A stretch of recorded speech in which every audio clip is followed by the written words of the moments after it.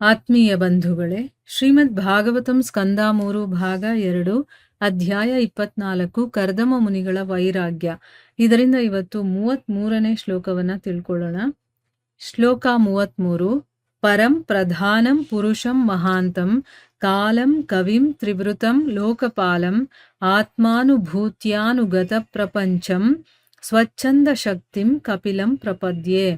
ಅನುವಾದ. ಕಪಿಲ ಮುನಿಯ ರೂಪದಲ್ಲಿ ಅವತಾರ ತಾಳಿರುವ ದೇವೋತ್ತಮ ಪರಮಪುರುಷನಿಗೆ ನಾನು ಶರಣಾಗುವೆನು. ಅವನು ಸ್ವತಂತ್ರವಾಗಿ ಶಕ್ತಿಶಾಲಿ ಮತ್ತೆ ದಿವ್ಯನು, ಪರಮಪುರುಷನು ಮತ್ತು ಸಕಲ ಜಡವಸ್ತುಗಳ ಹಾಗೂ ಕಾಲದ ಪ್ರಭು, ಭೌತ ಪ್ರಕೃತಿಯ ತ್ರಿಗುಣಗಳ ಅಧೀನದ ಸಕಲ ವಿಶ್ವಗಳ ಸಂಪೂರ್ಣ ಅರಿವುಳ್ಳ ಪರಿಪಾಲಕನು ಮತ್ತು ಭೌತಿಕ ಅಭಿವ್ಯಕ್ತಿಗಳೆಲ್ಲವೂ ಪ್ರಳಯಗೊಂಡಾಗ ಅವನ್ನು ತನ್ನಲ್ಲಿ ಲೀನಗೊಳಿಸುವವನೂ ಆಗಿರುತ್ತಾನೆ. ಇದು ಶ್ಲೋಕ ಮತ್ತೆ ಅದರ ಅನುವಾದ. ಈಗ ಭಾವಾರ್ಥದ ಮೂಲಕ ನಾವು ಇದರ ಅರ್ಥವನ್ನ ತಿಳ್ಕೊಳ್ಳೋದಕ್ಕೆ ಪ್ರಯತ್ನ ಮಾಡೋಣ. ಓದ ಭಾಗದಲ್ಲಿ ನಾವೇನ್ ತಿಳ್ಕೊಂಡ್ವಿ? ಇಲ್ಲಿ ಮುನಿಗಳು ಪ್ರಾರ್ಥನೆ ಮಾಡ್ಕೊಳ್ತಾ ಭಗವಂತನಿಗೆ ಹೇಳ್ತಾರೆ, ನಿನ್ನ ಪಾದಕಮಲಗಳು ಪರಮಸತ್ಯದ ಜಿಜ್ಞಾಸುಗಳು ಯಾರಾಗಿರ್ತಾರೋ ಅಂತ ಮಹರ್ಷಿಗಳಿಂದ ಪೂಜೆಗೊಳ್ಳೋದಕ್ಕೆ ಅರ್ಹವಾಗಿರುವಂತ ಭಂಡಾರವಾಗಿದೆ. ನೀನು ಐಶ್ವರ್ಯ, ವೈರಾಗ್ಯ, ದಿವ್ಯ ಕೀರ್ತಿ, ಜ್ಞಾನ, ಶಕ್ತಿ, ಸೌಂದರ್ಯಗಳಿಂದ ತುಂಬಿಕೊಂಡಿರುವಂಥವನು. ಅದಕ್ಕೋಸ್ಕರ ನಾನು ನಿನ್ನ ಪಾದಕಮಲಗಳಿಗೆ ಶರಣಾಗ್ತೀನಿ ಅಂತ ಹೇಳಿದ್ರು. ಇಲ್ಲಿ ಮುಂದುವರೆದು ಹೇಳ್ತಾರೆ, ಕಪಿಲ ಮುನಿಯ ರೂಪದಲ್ಲಿ ಈಗ ಅವತಾರವನ್ನ ತಗೊಂಡಿರುವಂತಹ ದೇವೋತ್ತಮ ಪರಮಪುರುಷನಿಗೆ ನಾನು ಶರಣಾಗ್ತಾ ಇದ್ದೀನಿ. ಅವನು ಸ್ವತಂತ್ರವಾಗಿ ಶಕ್ತಿಶಾಲಿ ಮತ್ತೆ ದಿವ್ಯವಾಗಿರುವಂಥವನು, ಪರಮಪುರುಷನು ಮತ್ತೆ ಸಕಲ ಜಡ ವಸ್ತುಗಳ ಮತ್ತೆ ಕಾಲದ ಪ್ರಭು. ಅವನು ಭೌತ ಪ್ರಕೃತಿಯ ತ್ರಿಗುಣಗಳ ಅಧೀನದ, ಅಂದ್ರೆ 3 ಪ್ರಕೃತಿಗಳು ಏನಿದೆಯೋ, ತ್ರಿಗುಣಗಳು ಅಂತ ಹೇಳ್ತೀವಲ್ವಾ, ಅದರ ಅಧೀನದ ಸಕಲ ವಿಶ್ವಗಳ, ಯಾವ್ಯಾವ ವಿಶ್ವಗಳಿದೆಯೋ ಎಲ್ಲ ವಿಶ್ವಗಳ ಸಂಪೂರ್ಣ ಅರಿವು ಇರುವಂಥವನು ಮತ್ತೆ ಪರಿಪಾಲಕನೂ ಆಗಿದ್ದಾನೆ. ಮತ್ತೆ ಭೌತಿಕ ಅಭಿವ್ಯಕ್ತಿಗಳೆಲ್ಲವೂ ಕೂಡ ಪ್ರಳಯ ಆಗುತ್ತಲ್ಲ, ಅವಾಗ ಆ ಎಲ್ಲವನ್ನೂ ಕೂಡ ತನ್ನಲ್ಲೇ ಲೀನಗೊಳಿಸಿಕೊಳ್ಳುವಂಥವನು ಅಂತ ಭಗವಂತನ ಒಂದು ಮಹಿಮೆಯನ್ನ ಇಲ್ಲಿ ಕೊಂಡಾಡ್ತಾ ಇದ್ದಾರೆ ಮುನಿಗಳು. ಈಗ ಭಾವಾರ್ಥದಲ್ಲಿ ಗುರುಗಳು ಏನ್ ಹೇಳ್ತಾ ಇದ್ದಾರೆ ಅಂತ ತಿಳ್ಕೊಳ್ಳೋಣ. ತನ್ನ ಮಗನಾದ ಕಪಿಲ ಮುನಿಯನ್ನು ಪರಂ ಎಂದು ಸಂಬೋಧಿಸುವ ಕರ್ದಮ ಮುನಿಯಿಂದ ಇಲ್ಲಿ ಐಶ್ವರ್ಯ, ಶಕ್ತಿ, ಕೀರ್ತಿ, ಸೌಂದರ್ಯ, ಜ್ಞಾನ ಮತ್ತು ವೈರಾಗ್ಯ ಎಂಬ ಷಡೈಶ್ವರ್ಯಗಳು ಸೂಚಿತವಾಗಿವೆ. ಅಂದ್ರೆ ಇಲ್ಲಿ ಕರ್ದಮ ಮುನಿಗಳು ತಮ್ಮ ಮಗನಾಗಿ ಬಂದಿರುವಂತಹ ಕಪಿಲ ಮುನಿಯನ್ನ ಪರಂ ಅನ್ನುವಂತ ಪದದಿಂದ ಸಂಬೋಧನೆ ಮಾಡ್ತಾ ಇದ್ದಾರೆ. ಅಂದ್ರೆ ಅರ್ಥ ಏನು? ಇಲ್ಲಿ ಪರಂ ಅಂತಂದ್ರೇನೆ ದಿವ್ಯವಾಗಿರುವಂತವನು, ಅಂದ್ರೆ ಅವನಲ್ಲಿ ಷಡೈಶ್ವರ್ಯಗಳೂ ಅದರಲ್ಲಿದೆ ಅಂತ ನಾವು ಅರ್ಥ ಮಾಡ್ಕೋಬೇಕು. ಶ್ರೀಮದ್ ಭಾಗವತದ ಪ್ರಾರಂಭದಲ್ಲಿ ದೇವೋತ್ತಮ ಪರಮಪುರುಷನನ್ನು ಕುರಿತು ಹೇಳುವಲ್ಲಿ ಬರುವ ಪರಂ ಎಂಬ ವಾಕ್ಯಾಂಶದಲ್ಲಿ ಪರಂ ಎಂಬ ಶಬ್ದವು ಪ್ರಯೋಗಗೊಂಡಿರುತ್ತದೆ.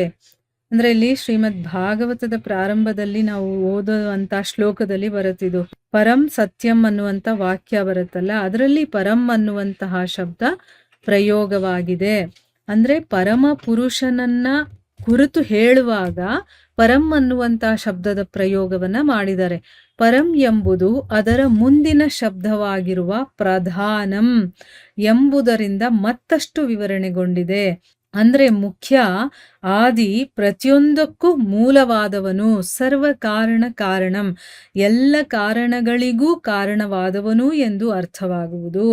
ಇಲ್ಲಿ ಗುರುಗಳು ಶ್ರೀಮದ್ ಭಾಗವತದ ಪ್ರಾರಂಭದಲ್ಲಿ ಹೇಳ್ತಾ ಇರುವಂತ ಒಂದು ವಾಕ್ಯವನ್ನ ತಗೊಂಡು ಇಲ್ಲಿ ಪರಂ ಸತ್ಯಂ ಅಂತಂದ್ರೆ, ಪರಂ ಅಂದ್ರೆ ಏನು? ಎಲ್ಲವನ್ನ ಒಳಗೊಂಡಿರೋನು, ಅಂದ್ರೆ ಷಡೈಶ್ವರ್ಯಗಳಿಂದ ತುಂಬಿರುವಂತಹ ದಿವ್ಯವಾಗಿರುವಂಥವನು ಅಂತ ಅರ್ಥ. ಇಲ್ಲಿ ಪರಂ ಪ್ರಧಾನಂ ಅಂತ ಕೂಡ ಹೇಳಿದರೆ ಅದು ಇನ್ನೂ ಒಂದಷ್ಟು ವಿವರಣೆಯನ್ನ ಕೊಡುತ್ತೆ. ಅಂದ್ರೆ ಏನು? ಮುಖ್ಯವಾಗಿರುವಂಥದ್ದು, ಆದಿಯಾಗಿರುವಂಥದ್ದು, ಪ್ರತಿಯೊಂದಕ್ಕೂ ಮೂಲವಾಗಿರುವಂಥವನು, ಸರ್ವಕಾರಣಗಳ ಕಾರಣಕರ್ತ ಅಂತ ಹೇಳ್ತೀವಲ್ವಾ. ಅಂದ್ರೆ ಎಲ್ಲಾ ಕಾರಣಗಳಿಗೂ, ಈಗ ಏನಾದ್ರೂ ಒಂದು ಘಟನೆ ನಡೆದಿರುತ್ತೆ ಅಥವಾ ಏನಾದ್ರೂ ಒಂದು ನಡೀತಾ ಇರುತ್ತೆ, ಅದಕ್ಕೆ ಕಾರಣವನ್ನ ಹುಡುಕ್ತಾ ಹೋದಾಗ ಮೂಲ ಕಾರಣ ಭಗವಂತನಾಗಿರ್ತಾನೆ. ಅದಕ್ಕೆ ಎಲ್ಲ ಕಾರಣಗಳಿಗೂ ಕಾರಣವಾದವನು ಅಂತ ಅದು ಅರ್ಥ ಆಗತ್ತೆ. ದೇವೋತ್ತಮ ಪರಮಪುರುಷನು ರೂಪರಹಿತನಲ್ಲ, ಅವನು ಪುರುಷನು ಅಥವಾ ಭೋಕ್ತಾರನು, ಆದಿಪುರುಷನು, ಅವನು ಕಾಲವಸ್ತುವಾಗಿರುವನು ಮತ್ತು ಸರ್ವಜ್ಞನು. ಈಗ ಭಗವಂತನ ಬಗ್ಗೆ ಏನೇನು ವಿಷಯಗಳು ನಮಗೆ ಬೇಕೋ ಎಲ್ಲ ಇದ್ರಲ್ಲಿ ಸಿಗತ್ತೆ ನೋಡಿ. ಭಗವಂತನ ಬಗ್ಗೆ ಕಂಪ್ಲೀಟ್ ಆಗಿ ವಿವರವಾಗಿ ಇಲ್ಲಿ ಗುರುಗಳು ಹೇಳ್ತಾ ಇದ್ದಾರೆ. ದೇವೋತ್ತಮ ಪರಮಪುರುಷನು ರೂಪರಹಿತನಲ್ಲ, ಅವನಿಗೆ ರೂಪ ಇದೆ, ಆದ್ರೆ ಭೌತಿಕ ರೂಪ ಇಲ್ಲ ಅಷ್ಟೇನೆ. ಅವನ ಆಧ್ಯಾತ್ಮಿಕದ ಪ್ರಪಂಚದವನು, ಅವನಿಗೆ ರೂಪ ಇದೆ. ಅವನು ಪುರುಷನು ಅಥವಾ ಭೋಕ್ತಾರ, ಅವನೇ ಭೋಗಿಸುವಂಥವನು, ಆದಿಪುರುಷ. ಅವನು ಕಾಲವಸ್ತುವಾಗಿದ್ದಾನೆ, ಸರ್ವಜ್ಞನಾಗಿದ್ದಾನೆ, ಎಲ್ಲ ಗೊತ್ತಿದೆ ಅವನಿಗೆ ಅಂತ ಅರ್ಥ. ಭಗವದ್ಗೀತೆಯಲ್ಲಿ ದೃಢಪಡಿಸಿರುವಂತೆ ಅವನು ಪ್ರತಿಯೊಂದನ್ನು ಅಂದರೆ ಭೂತ, ವರ್ತಮಾನ, ಭವಿಷ್ಯಗಳನ್ನೂ ಬಲ್ಲನು. ಅಂದ್ರೆ ಎಲ್ಲಾ ಗೊತ್ತಿದೆ ಅವನಿಗೆ. ಈಗ ನಡೀತಾ ಇರೋದು ಅಷ್ಟೇ ಅಲ್ಲ, ವರ್ತಮಾನದಲ್ಲಿ ಏನಾಗ್ತಾ ಇದೆಯೋ ಅಷ್ಟಲ್ಲ. ಈಗ ನಮಗೇನಾಗುತ್ತೆ ಅಂತಂದ್ರೆ ಸ್ವಲ್ಪ ಹೊತ್ತು ಹಿಂದೆ ಏನ್ ನಡೆದಿದೆ ಅನ್ನೋದೇ ಗೊತ್ತಿರೋದಿಲ್ಲ, ಮುಂದೆ ಏನಾಗುತ್ತೆ ಅಂತ ಕೂಡ ನಮಗ್ ಗೊತ್ತಿಲ್ಲ. ಆದ್ರೆ ಭಗವಂತನಿಗೆ ಭೂತ, ವರ್ತಮಾನ, ಭವಿಷ್ಯ ಎಲ್ಲವೂ ಗೊತ್ತಾಗುತ್ತೆ. ಕೃಷ್ಣನು ಹೀಗೆಂದಿದ್ದಾನೆ, ಪ್ರತಿಯೊಂದನ್ನೂ ಬಲ್ಲೆನು, ವಿಶ್ವದ ಯಾವುದೇ ಮೂಲೆಯಲ್ಲಿನ ವರ್ತಮಾನ, ಭೂತ, ಭವಿಷ್ಯಗಳನ್ನು ತಿಳಿದಿರುವೆನು. 3 ಬಗೆಯ ಪ್ರಕೃತಿ ಗುಣಗಳ ಪ್ರಭಾವದಲ್ಲಿ ಚಲಿಸುತ್ತಿರುವ ಭೌತ ಜಗತ್ತೂ ಕೂಡ ಅವನ ಶಕ್ತಿಯ ಅಭಿವ್ಯಕ್ತಿಯಾಗಿರುತ್ತದೆ. ಅಂದ್ರೆ ಅವನಿಗೆ ಎಲ್ಲವೂ ಗೊತ್ತಿದೆ. ಅದಕ್ಕೆ ಕೃಷ್ಣ ಹೀಗೆ ಹೇಳಿದಾನೆ, ಏನು ಅಂತಂದ್ರೆ ಪ್ರತಿಯೊಂದನ್ನೂ ನಾನು ತಿಳ್ಕೊಂಡಿದ್ದೀನಿ, ನನಗೆಲ್ಲ ಗೊತ್ತಿದೆ. ವಿಶ್ವದ ಯಾವುದೇ ಮೂಲೆಯಲ್ಲಿರುವಂತ ವರ್ತಮಾನ, ಭೂತ, ಭವಿಷ್ಯ, ಅಂದ್ರೆ ಅಲ್ಲಿ ಏನಾದ್ರೂ ನಡೆದಿರ್ಲಿ ಅದ್ರ ಬಗ್ಗೆ ನನಗೆಲ್ಲ ಗೊತ್ತಿದೆ. ಅಂದ್ರೆ ಒಂದು ಜಾಗದ್ದಲ್ಲ, ವಿಶ್ವದ ಯಾವುದೇ ಮೂಲೆಯಲ್ಲಿ ಏನಾಗಿದೆ, ಹಿಂದೆ ಏನಾಗಿತ್ತು, ಮುಂದೆ ಏನಾಗುತ್ತೆ, ಎಲ್ಲ ಗೊತ್ತಿದೆ ಅಂತ ಹೇಳ್ತಾನೆ. 3 ಬಗೆಯ ಪ್ರಕೃತಿ ಗುಣಗಳ ಪ್ರಭಾವದಲ್ಲಿ ಚಲಿಸುತ್ತಿರುವ ಭೌತ ಜಗತ್ತು ಕೂಡ ಅವನ ಶಕ್ತಿಯ ಅಭಿವ್ಯಕ್ತಿಯಾಗಿರುತ್ತದೆ. ಅಂದ್ರೆ ಈ ಒಂದು ಜಗತ್ತೇನಿದೆಯೋ ಇದು ಕೂಡ ಭಗವಂತನ ಒಂದು ಶಕ್ತಿಯ ಅಭಿವ್ಯಕ್ತಿನೇ.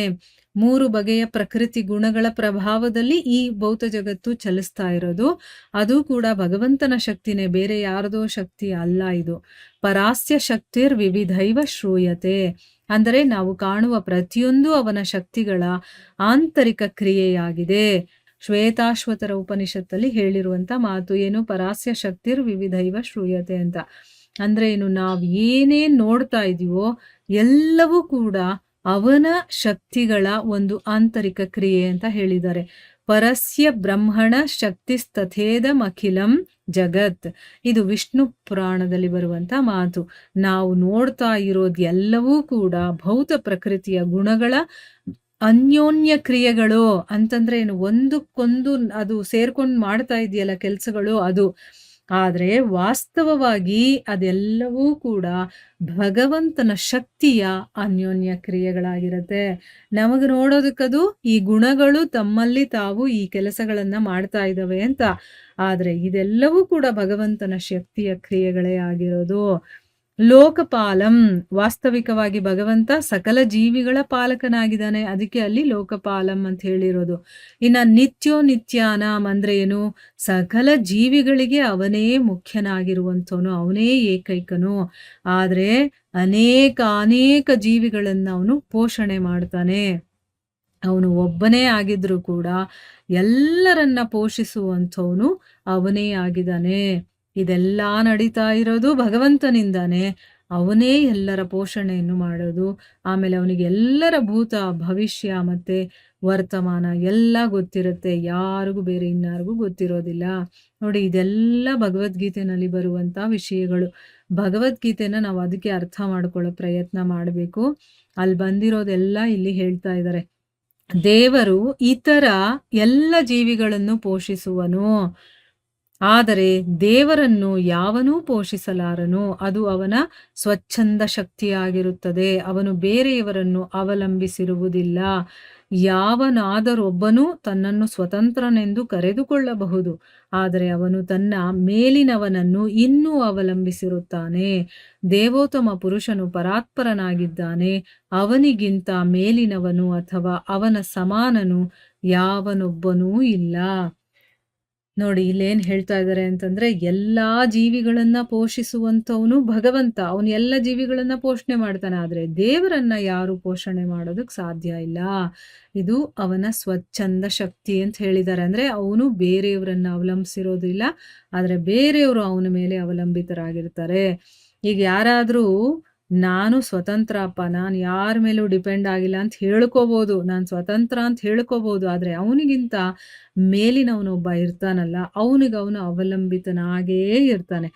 ಈಗ ಒಂದು ಆಫೀಸಲ್ಲಿ ಒಬ್ಬ ಮ್ಯಾನೇಜರ್ ಅಂತ ಇಟ್ಕೊಳ್ಳಿ.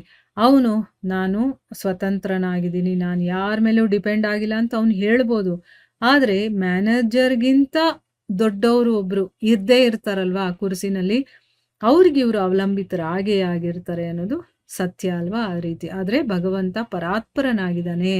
ಅವನಿಗಿಂತ ಮೇಲೆ, ಅವನಿಗಿಂತ ಸಮಾನ ಯಾರೂ ಇಲ್ಲ ಅನ್ನೋದು ಇಲ್ಲಿ ಹೇಳ್ತಾ ಇದ್ದಾರೆ. ಸೊ ಇದೆಲ್ಲವೂ ಕೂಡ ಭಗವದ್ಗೀತೆಯ ವಿಷಯಗಳು. ತುಂಬಾನೇ ಇಂಪಾರ್ಟೆಂಟ್ ಆಗಿ ತಿಳ್ಕೋಬೇಕಾಗಿರೋದು. ಭಗವಂತ ಏನು ಅಂತ ನಮ್ಗೆ ಅರ್ಥ ಆಗೋದೇ ಅವನ ಬಗ್ಗೆ ನಾವು ಜಾಸ್ತಿ ಕೇಳ್ತಾ ಇದ್ದಾಗ. ಈಗ ಇಷ್ಟು ವಿಷಯಗಳನ್ನ ಗುರುಗಳು ಹೇಳಿರೋದನ್ನ ತಿಳ್ಕೊಂಡ್ವಿ. ಇದರ ಮುಂದುವರೆದ ಭಾಗ ಇನ್ನೂ ಇದೆ. ಅದನ್ನ ನಾವು ಮುಂದಿನ ಭಾಗದಲ್ಲಿ ತಿಳ್ಕೊಳ್ಳೋಣ. ಹರೇ ಕೃಷ್ಣ.